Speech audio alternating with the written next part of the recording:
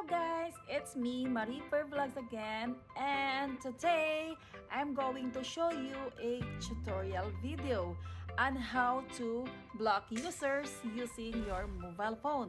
Follow me. Here we go guys. In your mobile screen display, we need to click YouTube app. Okay, and then we will search the name of the YouTube account. For example, here I'm going to take Marie Pearly Shell. Okay, and then we need to click the avatar. After that, you can see in the upper right corner this icon. So we need to click that one, and we'll see again share, block user, help and feedback, report user, and cancel. So we need to click block user. A dialog box will pop up.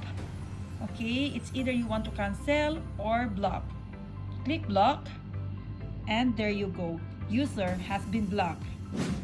That's it, and hope my simple video helps you on how to block a users.